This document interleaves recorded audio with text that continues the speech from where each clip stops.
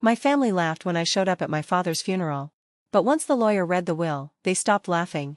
The letter came in a plain envelope with no return address, just my name written in handwriting I knew too well.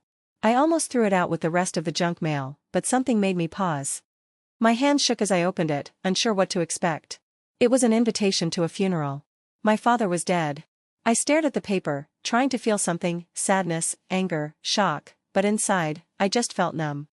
I hadn't heard from the Moore family in 10 years, not since I left Charleston, and all their cold looks, harsh words, and judgment behind. They made it clear I wasn't part of the family anymore. I still remember the day I left. Caleb was just a baby, buckled into the car as I drove away with a swollen lip and a bag full of his clothes. I had finally left the man who hurt me, not just physically. And instead of helping me, my father gave me shame. "You made your bed," he told me. That was all. But I didn't fall apart. I started over in Savannah.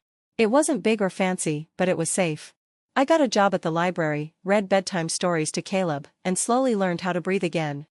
Even though my father never called, never said sorry, never reached out, I still sent money every month through Mr. Gerald, the neighbor. I made sure he had what he needed. I never told anyone, not even Caleb. Now I held this letter, and all I could think was, why now? Why ask me to come, after all this time? Caleb must have seen the look on my face. He came over and gently asked, "Are you going to go?" I couldn't answer. My throat was tight. I just stared at the paper. Then he said, "Maybe he left more than just a will, Mom. Maybe he left something for you." I looked at my son, the one who had seen it all, and something inside me shifted. I didn't know what was waiting for me, but I knew one thing: if there was anything left to hear, I needed to hear it. So I folded the letter, packed my bags, and got ready to return to the place I thought I'd left behind forever. The chapel was smaller than I remembered. Wooden beams above, stained glass windows dulled by the gray Charleston sky. It should have felt peaceful, but the air was thick, filled with old perfume and even older anger. I walked in holding Caleb's hand tightly. Heads turned as we walked down the aisle. People started whispering. Some looked shocked. Others stared like they were seeing a ghost. Then I saw Lindsay and Mark standing at the front. Their black clothes were perfect. Their sadness looked more like something they had put on, not something they felt. Lindsay's eyes found mine. She looked surprised at first, then gave a slow, sharp smile. Well, she said just loud enough for others to hear. "Guess the prodigal daughter thinks there's money left." Mark gave a quiet laugh, but there was no humor in it, just judgment. The kind I grew up with. I didn't say anything. I just kept walking, head high. Even though I wanted to leave, I found a seat in the last row, far away from them. I wasn't there for them. I wasn't there for drama. I came to say goodbye. Caleb sat beside me, holding my hand tighter. I leaned down and whispered, "It's okay, baby. We're just here to sit." But it wasn't really okay. The preacher started the service. There were prayers and shaky speeches. It all felt fake, like something people practiced. No one said my name. No one mentioned I was his daughter. They talked about childhood memories, Lindsay's care, and Mark's help with the family business, like I never existed. My father had died the same way he lived, with a story that left me out. Caleb leaned on my shoulder. I stared straight ahead, my ears burning from every side glance and quiet laugh. I didn't cry, not because I didn't want to, but because I had already cried all my tears years ago. After the service, people began to leave. Some walked past me without a glance. One cousin gave a small nod, then looked away. Lindsay passed by like I wasn't even there. Mark stopped just long enough to speak. "Didn't think you had the guts to show up," he said. I looked him in the eye. "Neither did I," he said with a smirk. "Don't get comfortable. This isn't your story anymore." Then he walked away. I stayed sitting there, Caleb leaning on me, his hand in mine like it was the only thing keeping me grounded. They didn't know I wasn't there to be part of their story. I came to end mine. The Moore family home hadn't changed. Same white pillars, red brick, and ivy crawling up the porch like it was strangling the house. Walking in after 10 years felt cold and lifeless. The guests were already inside, cousins, neighbors, business friends. I knew most of them, though none looked at me directly. Conversations dropped to whispers when I entered. I could feel their eyes on me. Lindsay stood by the fireplace, swirling a glass of white wine. Mark stood next to her with red wine, one hand in his pocket. They looked more like party hosts than grieving children. When they saw me and Caleb, Mark grinned. "This won't take long," he said loudly. "She was cut out years ago." Some people laughed awkwardly. Others looked away. I didn't say anything. I kept my coat on, even with the fire going. Caleb held my hand tight. He didn't speak, but I knew he was watching everything, reading the tension like only a child who's lived through hard things can. We sat at the back of the room, far from the fire and the wine. I looked around at the photos on the walls, Lindsay's college picture, Mark on a boat, family trips. There wasn't a single picture of me. Not even from when we were kids. I wasn't surprised. I had been erased. Lindsay saw me and smiled, not kindly, but like I was trespassing.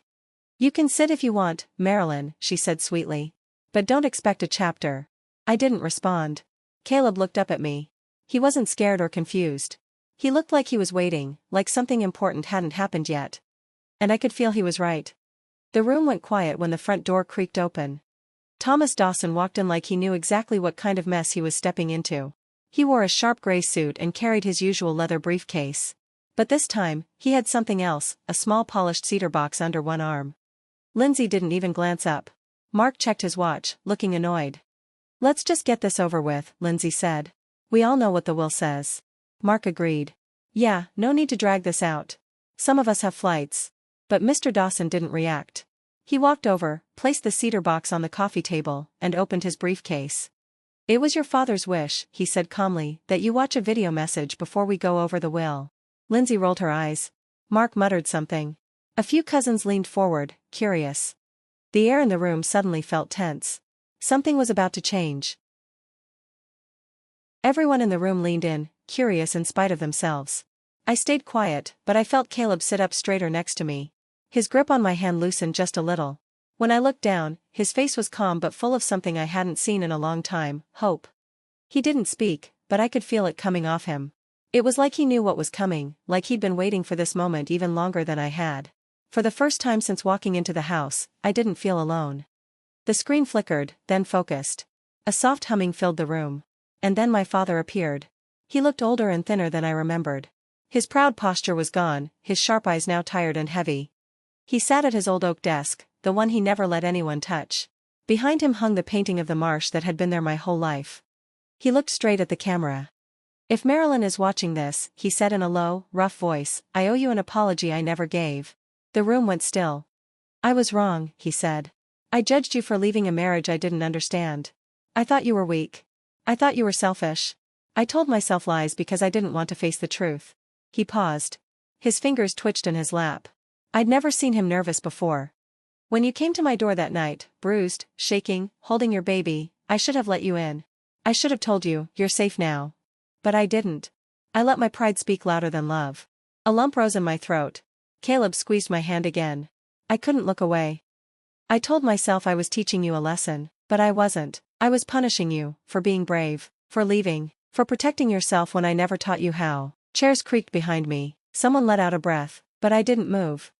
"A few years ago," he said, "Gerald came by with an envelope. Said it was from someone paying the heating bill. I recognized the handwriting right away." He leaned forward slightly. "You sent money every month, quietly. You didn't ask for thanks. Even when I gave you nothing, you still cared. You never stopped being my daughter, even when I stopped being your father." My chest tightened. I tried to hold back tears, but they came anyway, hot and fast. "I kept up with you," he said. "Gerald told me about the library, about Caleb, said he's smart, said he sees the world like you do, with patience." He smiled, tired, small, and it broke something in me. "I don't deserve your forgiveness, Marilyn, but if I can leave you with anything, it's this: I was wrong. You were right. You did what I should have done. You protected your child and built a better life." He took a shaky breath. "I don't want to be remembered as the man who shut the door on his daughter, so I changed the will. They don't know yet, but they will." Gasps filled the room. Someone swore. Lindsay shifted in her seat. Mark's jaw tightened. I barely noticed. "I always wanted to be proud of my children," he said. "And I'm proud of you, of the woman you became while I wasn't looking." The screen dimmed, then lit up one last time. "Tell Caleb thank you, for giving me one last chance to be a father, even from far away." Then the screen went black. The silence that followed was heavy. No one said a word, but for the first time in 10 years, I heard my father, clearly. The whispers started almost right away, people confused, angry, shocked. Mr. Dawson didn't wait. He adjusted his glasses, opened a folder on his lap, and said. The video was for context. Now, as outlined in Mr. Moore's updated and legal will, I'll read the final wishes. Lindsay breathed hard through her nose like she was bracing for a fight. Mark leaned back with his arms crossed, pretending the video didn't matter. Mr. Dawson began.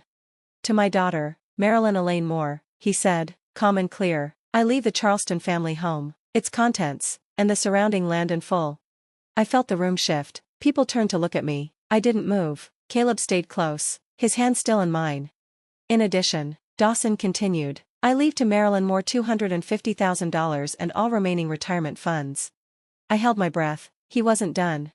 And to her son, Caleb Moore, I leave a college trust fund of $100,000. My heart skipped. Caleb looked up at me, mouth slightly open. I was still trying to process it too. Dawson turned to the last page. To my son, Mark, and daughter, Lindsay, he said, I leave the following: family photo albums, my old military compass, and the Bible my mother gave me. A sharp gasp came from across the room. Lindsay jumped up. What? She shouted. Her voice shook. That can't be right. There's no mistake, Dawson said calmly. Your father changed the will 2 years ago. It's fully legal. Mark stood up too, face tight with anger. He was sick. He didn't know what he was doing. He knew exactly what he was doing, Dawson said as he closed the folder. Then he read from a note written in my father's own handwriting. Let them remember who showed up when it mattered. Let them remember who stayed quiet but still loved. This home should go to the one who gave without asking for anything. Lindsay stormed out. Mark followed after a pause, looking stunned. I stayed where I was, not because I was shocked, but because for the first time in 10 years, I didn't feel invisible. I felt seen. I felt chosen. You must have tricked him, Lindsay snapped, her voice shaking as she turned to me. She still held her wine glass, but clearly forgot it was in her hand. There's no way he changed the will on his own. You had to have done something. She stopped mid-sentence, like the anger had caught in her throat. I didn't move. I didn't have to say anything. The video had already spoken for me. You manipulated him, she said again, louder this time. Her face was red, full of fury.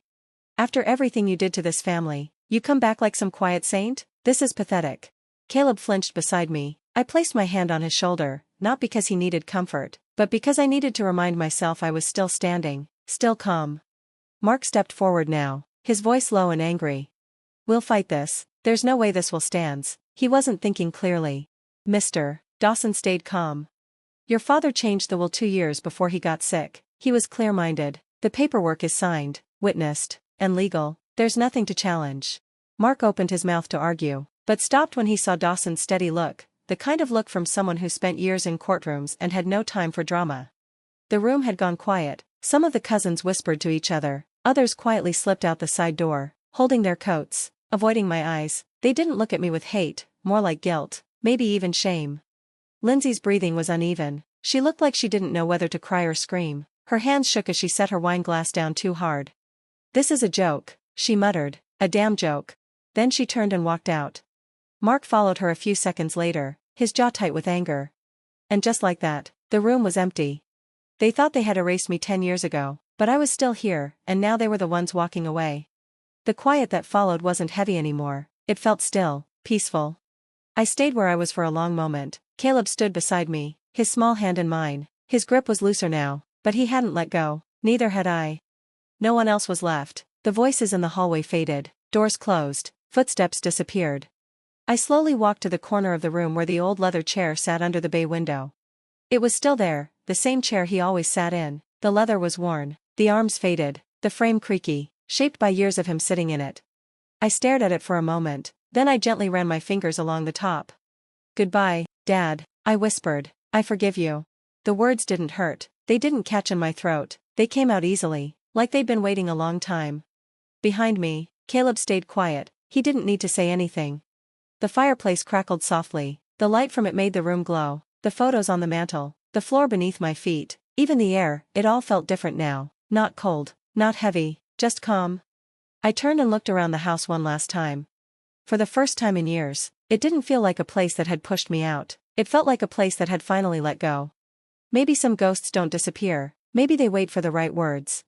And I had finally spoken mine.